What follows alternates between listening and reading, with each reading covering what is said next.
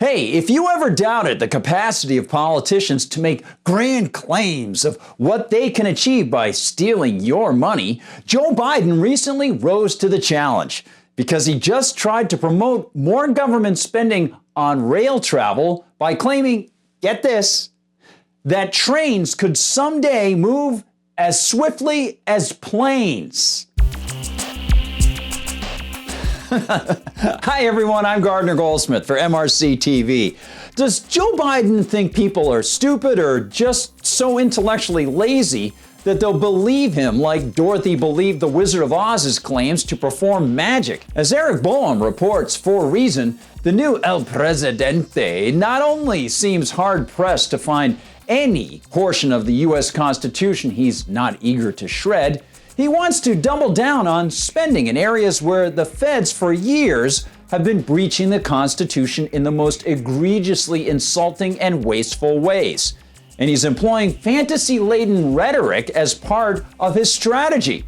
According to Boehm, Wednesday, April 7th, Biden told avid listeners at the White House that we're all going to be thrown on the sacrificial tracks of public transportation boondoggles a little bit more. Because, as the paltry palaver pushers always say without any shred of evidence when they reach public office, it's good for the environment and good for America. What we're really doing is raising the bar on what we can imagine. Imagine a world where you and your family can travel coast to coast without a single tank of gas, or in a high-speed train, close to as fast as you can go across the country in a plane. As Boehm observes, you're going to have a pretty powerful imagination for that. Yes, imagine that. You'll have to, because it's not likely to be something you'll ever experience in real life. For context, the fastest speed that a train has ever achieved, not while carrying passengers, mind you, but just as an experiment, is 357 miles per hour.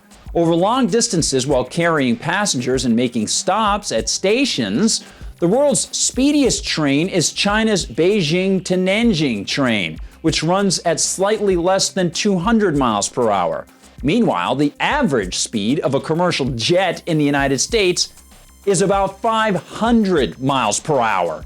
End quote. As I noted in part 6 of College Unbound, the free MRC online learning series of videos and texts, then there's Amtrak, the federally created train system that, like all government rail systems in history, has never, ever run in the black. We have one train a day that shows up on a 2,000-mile journey. Maybe it shows up in the middle of the night.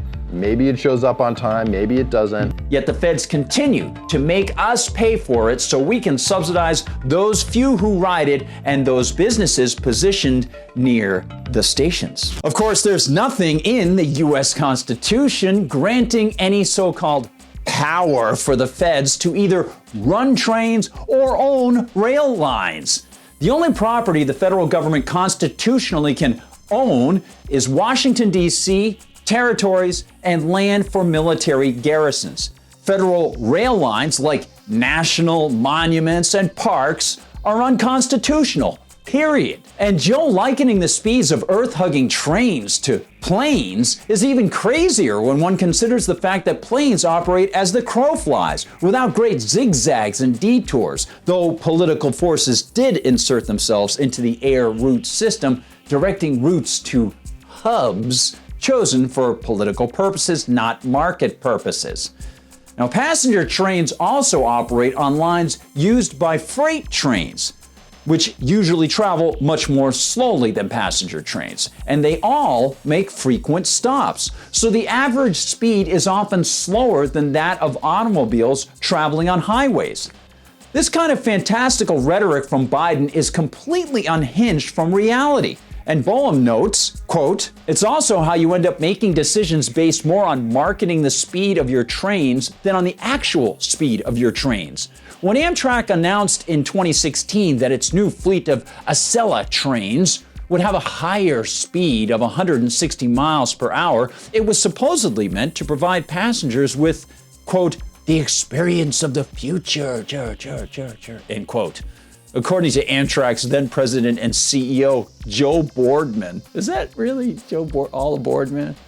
Is that really And Boehm adds, there are just 3 short segments in the Acela corridor where trains are safely allowed to exceed 130 miles per hour. Having trains that can go 160 miles per hour is not the same as trains that actually go 160 miles per hour. Here's an idea.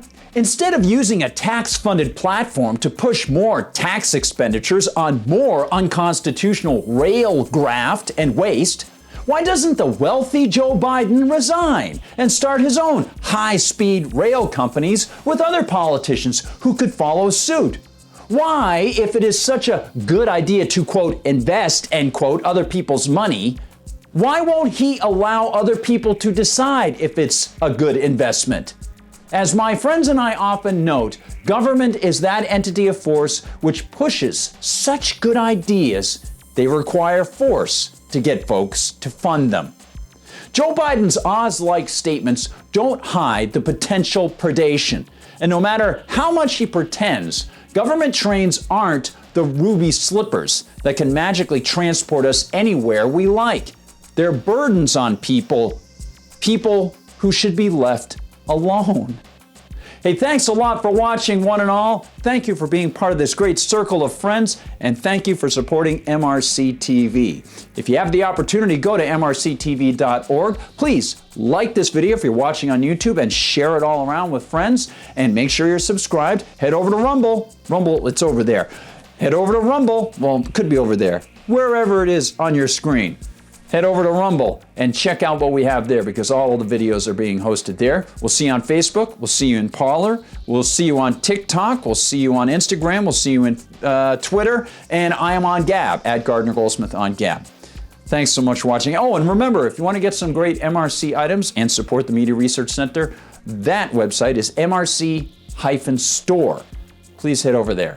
There's some great items. Hey, thanks so much, everyone. For MRC TV, I'm Gardner Goldsmith.